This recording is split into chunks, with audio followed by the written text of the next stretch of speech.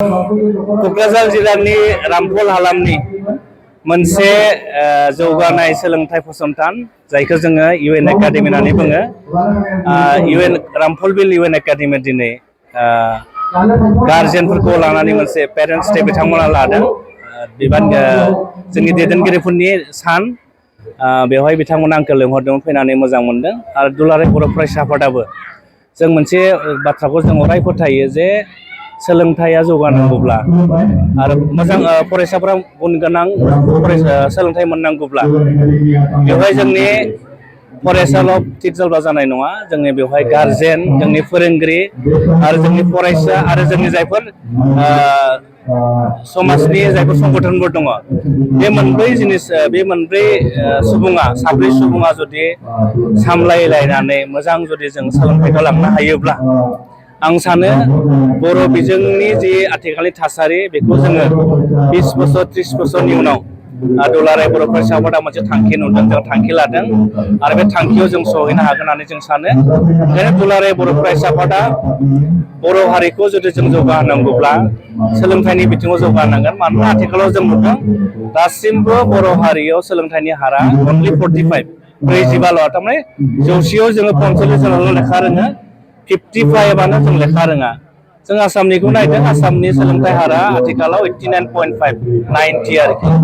दा 90ब्ला जोङो 45आवनो उनफिननानै दङ। ओंखायनो जोङो बर' हारिखौ जुदि जौगाहोनांगौब्ला जोंनाव मोनसेल' हाथियार दङ, बे हाथियारा जाबाय सोलोंथाइ। आरो आं बेखौ दा गोसोखांदों, आफ्रिकानि बारग' हादरगिरि नेलसन मेन्डेला बिथाङा मोनसे बाथ्रा बुंलांदों दे इडुकेसन इज द most powerful weapon which we can use to change the world। माने बुहुमाव बयनिख्रुइ साबसिन हाथियारानो जाहैबाय सोलोंथाइ आरो जायनि गेजेरजों जोङो बुहुमखौ सोलायनो हायो। आरो बर' हारिखौबो जुदि सोलायहोनांगौब्ला जोंनाव मोनसेल' हाथियार दङ, बे हाथियारानो जाबाय सोलोंथाइ।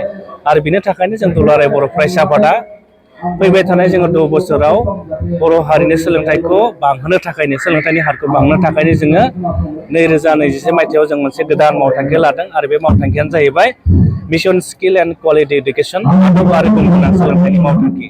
आरो बेखौ लानानैनो फैबाय थानाय समाव दुलाराय बर' फरायसाफोरनो जों खामानि मावलांगोन। आं नोंथांमोननि चेनेलनि गेजेरजों जोंनि जायफोर फोरोंगिरिफोर दङ, जायफोर दिथागिरि दङ, सानसुमै दङ आरो जोंनि जायफोर माने गुबुन गुबुन माहारियारि आफादफोर दङ, बिथांमोनखौ गासिबो दुलाराय बर' फरायसा आफादनि मावथांखियाव हेफाजाब होनो खावलायबाय जों। मानोना फैबाय थानाय जोंनि जेनेरेसनखौ जों नायदों, आथिखालाव गोबां जोंनि जेनेरेसना लेखा फरायनो गारनानै ड्रप आउट जानानै बिथांमोना सोरबा ड्राग्सआव गोग्लैदों, सोरबा उन्दै बैसोआव हाबा जादों, सोरबा जौआव गफबनानै दङ। दा बेफोरबायदिखौ जों गैया खालामनोब्ला जों सोलोंथाइनि बिथिङाव जोङो दावगाब्लासो बैबायदि जिनिसनिफ्राय जोङो बारग'नो हागोन। बेनि थाखायनो जों दुलाराय बर' फरायसा सोलोंथाइखौ बिथा खालामनानै जों खामानि मावदों। आरो आथिखालाव जों बर' बिजोंनि जेफोर जोंनि फरायसालिफोर दङ, जायफोरा सरकारि स्कुल, नाथाय गुदि फरायसालिखौ जों नायदों, सरकारि स्कुलनि गुदि फरायसालिफ्राबो सासेल' फोरोंगिरि दङ। नाथाय जों दुलाराय बर' फरायसा आफादा थांनाय बोसोरनि 18 मार्चनिफ्राय जों मोनसे मिशन लादों। बे मिशनानो जाहैबाय आंनि बिमा राव आंनि सोलोंथाइ। आरो बेखौ लानानै जोङो जाय बर' बिजोंनि गुदि फरायसालि दङ, जेराव 30निबो बांसिन फरायसाफोर दङ, सासेल' फोरोंगिरि, बेबायदि सासेल' फोरोंगिरि थानाय फरायसालियाव जोङो दुलाराय बर' फरायसा आफादा जोंनिफ्रायनो बेसेन नाङै फोरोंथाइ होनो थाखाय जोङो अल आसामाव 1000 सिंगेल टिचार स्कुलाव जोङो फोरोंगिरि थिसननो थाखाय जों खामानि मावबाय थादों। आरो आथिखालाव जोङो जोंनि जिल्ला आफाद आनसलिक कमिटिफ्रा 360 अलरेडि जों फोरोंगिरि थिसनबाय। आरो बै फोरोंगिरिफ्रा जेब्लासिम सरकारा बैफोर फरायसालियाव फोरोंगिरि थिसनहरा, बै समसिम जोंनि फोरोंगिरिफ्रा फरायसाफोरनो गुन गोनां सोलोंथाइ होगोन। मानोना जों सानो गुदिया मोजां जायोब्लासो गेजेरा मोजां जागोन आरो गेजेरा मोजां जायोब्ला गोजौआ मोजां जागोन। बेनि थाखायनो बिथाखौनो थिग खालामनो थाखाय दुलाराय बर' फरायसा आफादा जों मोजां जोङो खामानि मावबाय थादों।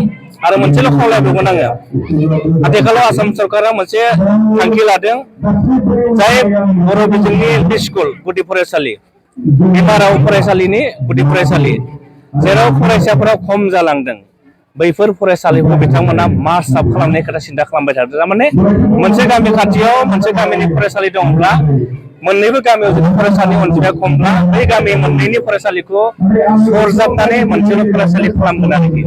दा जों नायदों जोंनि बर' बिजोंनि फरायसालियाव फरायनायनि अनजिमाया खम जालांबाय थादों आरोखि।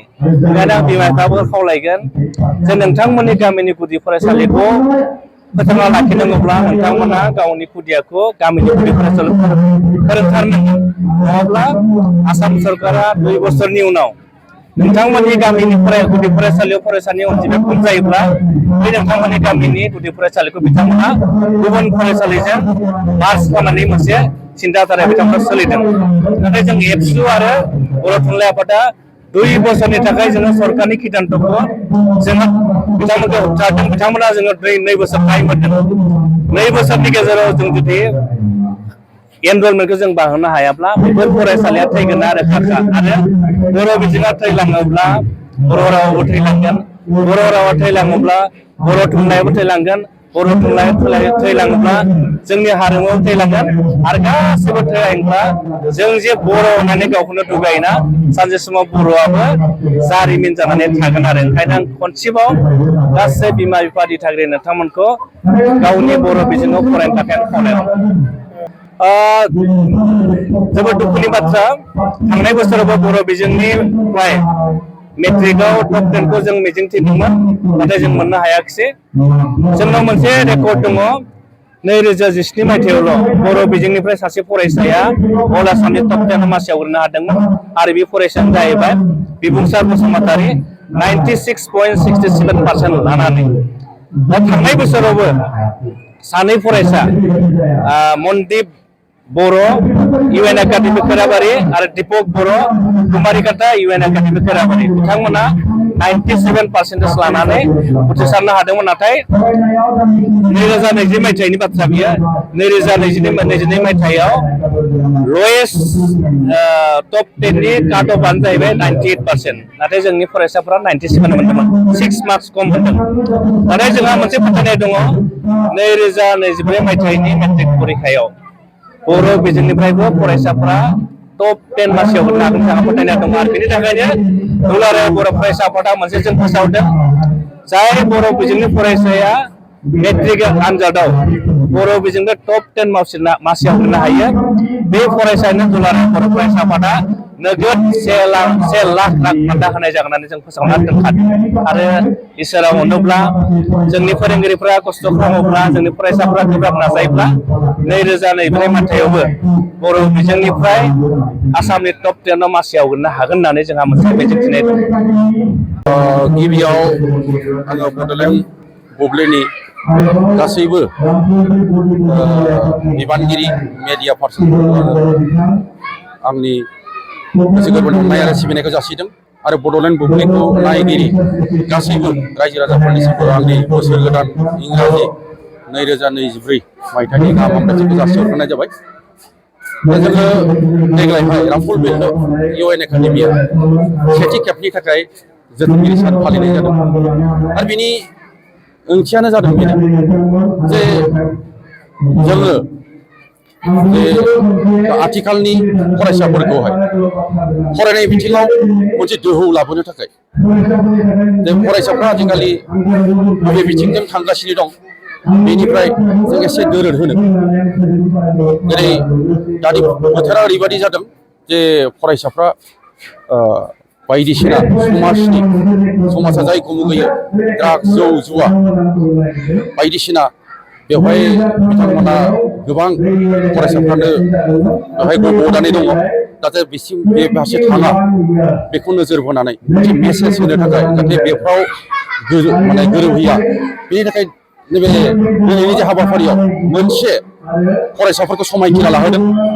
ममबाथि सावनानै गासैबो फरायसाफोरखौ सिगां फारसे गसंहोनानै समायखिरा लाहोदों। जों दिनैनिफ्राय मोजाङैनो फरायगोन, जोंनि जिउनि थांखिखौ जाफुंहोगोन, जों जौ जुवा ड्राग्सआव जों गब'नाय नङा बेबायदि मोनसे समायखिरा लाहोदों। आरो समायखिरा लाहोखांनायनि उनावहाय गावबा गावनि बिमा बिफाफोरखौहाय खुलुमहोदों जों बे मोनसे। आरो बेजों लोगोसे जे दिथागिरिफोरनि गेजेराव सिनायलायनाय गावजों गाव बे जाहाथे गोख्रोंसिन जायो बेनि थाखाय दिनैनि बे हाबाफारिखौ लानाय जादों आरो बे हाबाफारियावहाय जोङो रामफल बिल इउएन एकाडेमिया गुबुन गुबुन माने स्कुलनि बायजोआव आनसलिक लेभेल डिस्ट्रिक्ट लेभेल बेवहाय कम्पिटिसनाव देरहानानै फैनाय फरायसाफोरनो जों दिनैहाय मान बावदों बेखिनि हाबाफारि गार्जेनफोरनि बाहागो लानायखौ माबायदि मोनदों दिनैनि बे जों जेरैबायदि आसा खालामदोंमोन गार्जेनफ्रा दिनै बोथोरखौ नायनानै एसेबां फैनाय नङा सानदोंमोन नाथाय दिनैहाय जों गार्जेनफोरा ओरैबायदि फैदों जे जोङो जायगा होथ्र'नो हायाखै आं फोथायदों जे साफ्रोमबो फरायसानि गार्जेनफ्रा दिनैहाय नुजाफैदों आरो बिथांमोननो जोङो बोथिसे ओंखाम जाहोनायनि बे बेबस्था खालामदों बिथांमोना जाखांजोबनानै दा माने गेवलां मेलाव बाहागो लागासिनो दं नोंथांनि नैबे रामफल बिल इउएन एकाडेमिया रामफल बिल ओनसोलनि सोलोंथाइनि बिथिङाव माबायदि खामानि मावनो हादों होननानै सानो जोङो बे रामफल बिल ओनसोलनि जे जायफ्रा बर' बिजोंखौ मोजां मोनो जाय दिथागिरिफ्रा आरो मोजां मोननानै बर' बिजोंखौ इयुनाव फोथांनायनि सिन्थाधाराजों गावनि गथ' गथायफोरखौ जे इउएन एकाडेमियाव हरदों बिथांमोनखौ जोङो गोग्गो सोलोंथाइ होनो थाखाय जे बिथांमोनहा मोजां रिजाल्ट खालामनानै जाहाथे गावबा गाव आथिङाव गसंथानो हायो बेनि थाखाय जोङो गोबां हाबाफारि लायो बेखिनि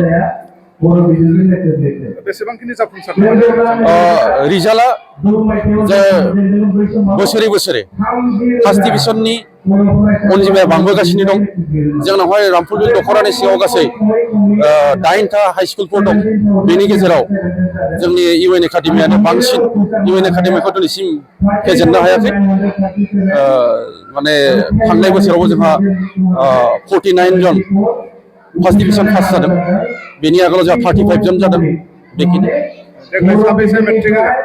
देग्लायहाय 49 जन होगोन आरो गासै फरायसाफोरा बेसेबांसो बुरजा जायो गासै स्टुडेन्टसफोरा बेसेबांसो बुरजा जायो दिनैसिमाव फरायसाफोरा 428 जोंनि ओनसोलनि जे फरायसाफोरखौ आथिखालनि माने मुगाजों फेर नांनो थाखाय जोङो माखासे हाबाफारि लादों जेरै आथिखालनि मुगायाव जुदि मुगाजों गोरोबनानै जुदि जुजिनांगौबा फरायसाफ्रा जोङो साइन्स स्ट्रिमाव फरायथारनांगौ जायो दा जोङो मोनसे नुदों जोंनि रामफल बिल ओनसोलाव जनता कलेज दं बेवहाय साइन्स स्ट्रिम गैया जोंहा हायार सेकेन्डारि रामफल बिल हायार सेकेन्डारि दं बेवहाय साइन्स स्ट्रिम दङ बेबो 40 माने फरायसाफोरखौ एडमिसन होनो हायो नाथाय बेवहाय 100नि बारा एप्लिकान्टसफोर थायो बिथांमोनखौ एडमिसन होजोबनो हाया दा बेनि जाहोनाव जोंनि गोबां फरायसाफ्रा साइन्सआव फरायनो गोसो जानायफ्रा एडमिसन मोना फारसेथिं दा इक'नमिक कन्डिसनखौ नायनानै क'क्राझार बायदि गोजानाव जायगायाव फोरोंहैनायनिबो दिथागिरिफ्रा गोहो गैया दा बेखायनो फरायसाफोरनि जे सिमां गावनि जिउनि थांखिफोर दिनैहाय माने दाइभार्ट जालांबाय थादों बेखौ नोजोर बोनानैहाय देग्लायनिफ्राय बे बोहैथि बोसोरनिफ्राय इउएन एकाडेमिया साइन्स स्ट्रिमखौ खुलिनो थाखाय सोलिनो थाखाय जों आखायाव लादों बेनि अलरेडि जोङो फोरोंगिरिफोरनि एडभार्टाइजमेन्टखौ होखांबाय जोङो फैबाय थानाय समाव जों बावैसोनि उनावहायनो जोङो इन्टारभिउ लागोन बेनिफ्राय जों दिनै बे मिडियानि गेजेरजों बेखौनो खावलायनो सानदों जे गोसो गोनां बर' मिडियामखौ मोजां मोनग्रा जे गार्जेनफ्रा जाहाथे जोंनि बे इउएन एकाडेमियाव 11 क्लासाव देग्लायनिफ्राय माने एडमिसन होयो आं बेखौ गुरैयै मिडियानि थ्रुयै रायजो राजाफोरखौ खावलायहरदों आरो निउ नैबे मेट्रिक फाइनाल जाखांनायनि उनावहाय जों मोनसे सार्कुलार होगोन दाथ' मेट्रिक जाथ'वाखै बे जाखांब्लासो जों सार्कुलार साइन्स स्ट्रिम अनलि आर्ट्स स्ट्रिम दा जों लाथ'वाखै साइन्स स्ट्रिमखौ जों लाग्रोनो नागिरदों जोङो माने 40 क'क्राझार सहरनि साखाथि थिथागुरियाव थानाय मानास पाब्लिक स्कुला 2024-25 सोलोंथाइ बोसोरनि गोदान मुं थिसननाया सोलिगासिनो थिथागुरियाव थानाय इंराजि बिजोंनि मानास पाब्लिक स्कुलाव दासान्दि नार्सारिनिफ्राय 8 थाखोसिम गोदानै मुं थिसननाया सोलिगासिनो बे फरायसालियाव गुन गोनां सोलोंथाइ होनायजों लोगोसे फरायसाफोरनि थाखाय दं मोजां खाबुफोर थाखो फोरोंथायनि अनगायैबो yoga classes basic computer education, English speaking skill, maths and science projecting, highly experience faculty आरो स्मार्ट क्लासेसनि खाबुफोर दं। बेजों लोगोसेनो बे फरायसालियाव हौवासा आरो हिन्जावसानि थाखाय आलादा हस्टेलबो दं। गोसो गोनां बिजाथिफ्रा थिथागुरिनि मानास पाब्लिक स्कुलाव मुं थिसनोब्ला नैबे जानबुं नाम्बार 6000853288 6000489621 9101008849 कल खालामनानै सुलाद लानो हागोन।